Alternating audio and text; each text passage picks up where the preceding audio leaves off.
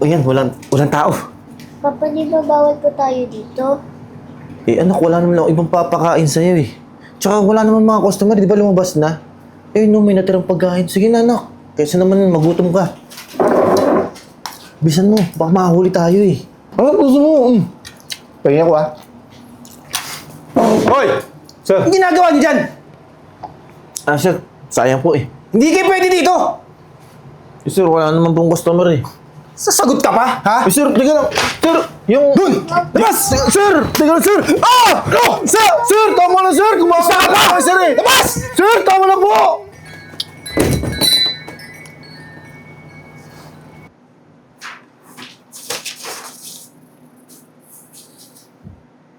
Uy, Brian. Parang hindi naman tama yung ginawa mo kanina dun sa pulubi. Bakit? Tama lang yun. Oh, ginunga ako ng kamay, oh. Dudumi. Anong tama lang yun? Tinong may kasamang bata. Makasta ka, akala mo naman kung sino ka dyan. Alam mo, di ko na problema yun. Kita mo ba yun? Sobrang laki ng katawan? Di magtrabaho? Kahit na hindi tama yung ginawa mo, Wala akong pakialam. yabang ka talaga. Baka ko lang yung trabaho ko. Trabaho? Ano na naman to? Ang aga-aga kaka-open lang ng restaurant, tagsisigawan kayo. Paano tayo makakakuha ng mga customers niyan? Eh, ayan kasi ma'am si Brian, ma'am. Kanina, yung dalawang pulubi kanina, may kasamang bata. Binugbog ba naman? Eh, ma'am. Pasama sa restaurant natin yun. Pinalis ko lang. Ay, kahit na. Eh, paano kung may nakakitang customer? Anong iisipin sa'yo? Di na ba kasama yung ugali mo? Hindi na sila kakain dito.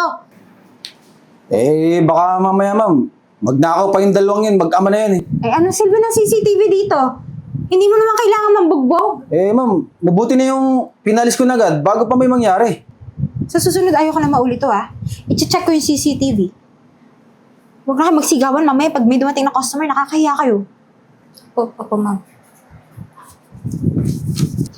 Anak, pasensya ka na. Hanggang ngayon, hindi pa rin tayo nakakain. Kaya mo pa ba? Sir! Ay! Nananakaw! Tulong! Ninanakawan yung babae, oh. Ito ka lang, ah. Akin!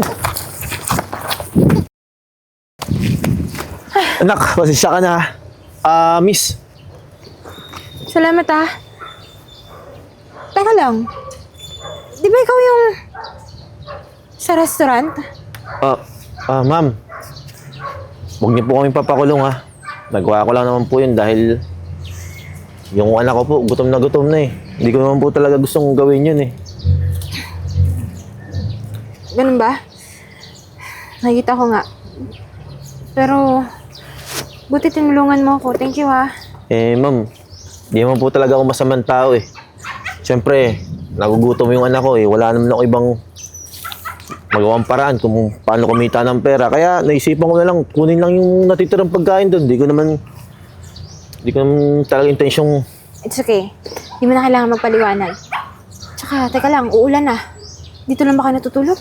Eh, halaki nga po ng kwarto namin. No? Kahit saan po dyan, kung saan mas komportable yung anak ko, eh.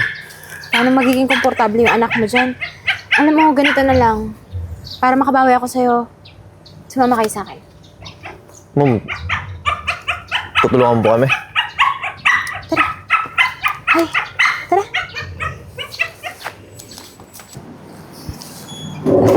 Pasok kayo. Good morning, ma'am. Good morning. Fe, napakalala ko sa inyo si, ano nga ulit pangalan mo? Sorry. Charles po. Pero ma'am, maraming salamat ka. Binilan mo po kami ng damit. Kahit saan na yung anak ko na lang po, eh. Ano ka Gumawa ba? ng tao yung anak ko. Ma'am, siya po yung binugbog ni Brian nung nakaraan. Ayun na nga eh. Namukhaan ko nga siya kasi tinulungan niya ako dun sa magnanakaw. Eh, natuwa ako and naawa rin ako kasi umuulan sa labas, uulan na. Wala naman sila matutuloyan. Okay lang po ba, ma'am? Okay lang ako. So, binigyan ko siya ng trabaho para Wow. naman matulungan yung anak niya. Kawawa naman. Ang bata-bata, ang ganda-gandang bata eh. Namamalimos. So, siya yung bago niyo makakasama dito. Ha? Hello po. Tawagin mo si Brian para ma-introduce ko si Charles. Sige po. Ma'am, maraming salamat po, ah. Tsaka, sa inyo pala tong restaurant na to. Actually, ang sarap ng mga pagkain dito, eh. Tsaka, pasensya na po ulit kung nagawa namin yung tunguhan ng pagkain dito. Ano ka ba? Mas masarap yan kung hindi tira-tira yung kakainin niyo. Kaya magalala. may staff meal naman akong ipoprovide para sa'yo. Para na rin kay... Ano ang pangalan mo, baby? Sophia po. Sophia, ang ganda-ganda ng pangalan. Namamalimos. Sophia Mario po. Ma'am, Brian, tama ba ma'am nakinig ko?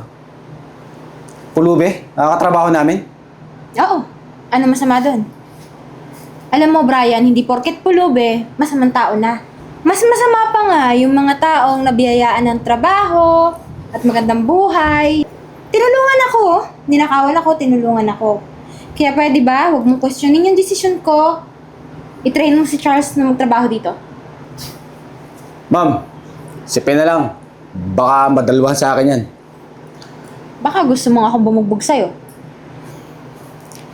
Eh, tinan mo. Ay, ako na. Marunong ako dyan sa ano? Sa kuryente.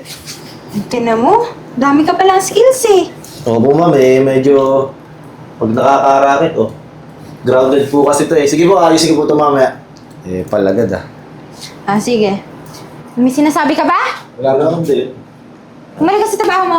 Sige pa. Sige, pa-assist na lang kita kay Fe kung paano yung trabaho dito, okay? Sige po ma'am. Nilalakarin lang ako. Mag-ingat po kayo. Salamat po ulit. Kahit si Sofia dun muna sa may cashier. Apo. Sige po ma'am. Yeah. Ingat po kayo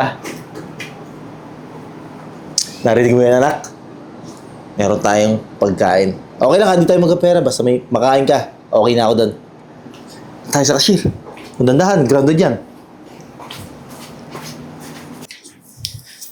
Ape, baka may papagawa ka pa. Para diretso na ako sa... Ba't ikaw ang gumagawa niyan? Dapat si Brian ang gumagawa niyan. Di, actually, wala na ako masyadong ginagawa kaya kinuha ko na. Pag ganyan ginagawa mo, matutuwa sa'yo si madam. Yung mga ganitong trabaho kasi madali lang to kaysa nasa labas kami. Mas mahirap doon. At least kami makakakain ng maayos dito. Mabuti pa nga. Sige na, dali mo na yun sa kusina. Mas sige, pagka may kailangan, tawagan mo lang ako Sige. Ayos talaga yung pulubi na yan ah. Bida-bida. Anong ayos? Bakit? Dapat trabaho mo yun, hindi niya trabaho yun. Okay lang yon para matuto. Matuto porket matagal ka dito? Oh, kaya nga. Ikaw, isa ka pa eh. Epal ka din. Paanong epal? Ha? Kumakamuti ka lang sa gilid, wala kang ginagawa.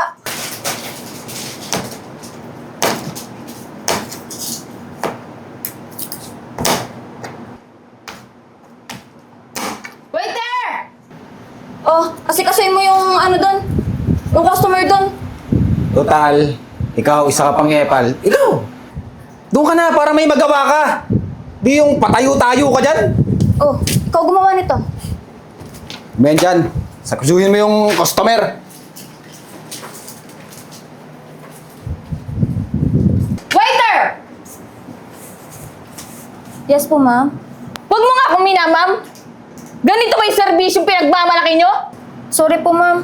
Kasi ang tagal niyo po kanina sa banyo kanina pa po nakaserve yung pagkain So ako ba ang sinisisi mo ngayon?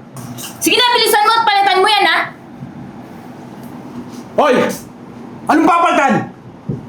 Pwede ba? Huwag ka na mangalam dito. Customer yan, oh. Bumalik ka na dun! At ikaw, kung ayaw mo ng pagkain namin, umalis ka dito! Ang sabi mo? Masama bang mag-consign sa mga pagkain yung napakatigas? Hindi bagay ang ugali mo dito! At ano sa tingin mo sa ugali mo? Kung ayaw mo ng pagkain namin, pwede ka na umalis. Aba! At sinisigawan mo ako ngayon? Bakit? Sino ka ba? Customer lang naman ako dito. Customer! Bastos ka! Ikaw ang mas bastos! Ikaw lang nagreklamo ng pagkain namin dito. Bray, tama na yung Bray. Ano ba? Ano namang binabastos yung customer natin? Pwede naman dalhin sa magandang usapan, di ba? Hoy! Hoy! Bobo ka talaga eh, no? Ba't ba nangingialam ka dito? Tsaka wala kang karapat ng pagtanggol yung mga ganyang customer. Sir Brian. Okay lang po kahit ako yung pagsalitaan niya. Pero yung customer natin, kahit may masabi sa atin yan na masama, tanggapin natin yun. Mas maganda yung pakita natin kung ano yung serbisyong tama, di ba? Sa'yo, okay lang. Sa amin, hindi pwede yun. Sir Brian, mawalang galang na. Pare-paresan tayong tatrabaho dito. Ikaw, palibasa pulubi ka. Di ka nag-iisip eh. Teka lang. Parang nakikilala kita. Ikaw yung pulubi na pinaalis dito nung nakaraan? Yes po, ma'am. Pero ma'am, hindi na po ako ngayon pulub eh. Nagtatrabaho na po ako ng tama. Tsaka ma'am, mas mabuti pa siguro na palitan ko tong fried chicken nyo. Huwag ka mag-alala, ma'am. Mas sisiguraduhin ko na bagong luto, tsaka bibigyan natin ng free dessert. Sige po, ma'am ha. Thank you. Buti ka pa maayos yung ugali mo. Para sa iba dyan. Epal talaga itong pulubi na to. Lumayas ka nga sa harapan ko.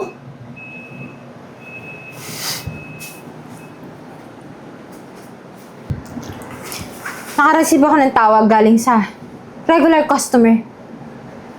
Ano naman to, Brian, ha? Kung hindi yung mga katrabaho mo yung pagwawalaan mo, pati yung regular customer natin, aawayin mo? Sunod-sunod na yung reklamo ng mga customer, oh. Pati yung review, tad na reklamo sa'yo dahil kasama ng ugali mo. So, bakit hindi nyo nire-report sa akin to? Kailangan ko ba mabalitaan to sa customer? Paano ba naman, ma'am, itong si Brian? Never kami yung tinrato ng tama. Lahat kami takot sa kanya. Pati yung mga kitchen staff nagre-reklamo sa akin. Sinisiga-siga mo. Baka nakalimutan mo. Waiter ka lang dito. Mabuti pa nga tong si Charles. Galing lansangan, galing kalsada, pero marunong tumrato ng tama. Ikaw na nga itong maayos yung trabaho mo simula't simula. Eh parang ikaw pa yung taong lansangan eh. Eh, da magre-resign na lang ako, ma'am. Kaysa makisama din sa mga to. Be!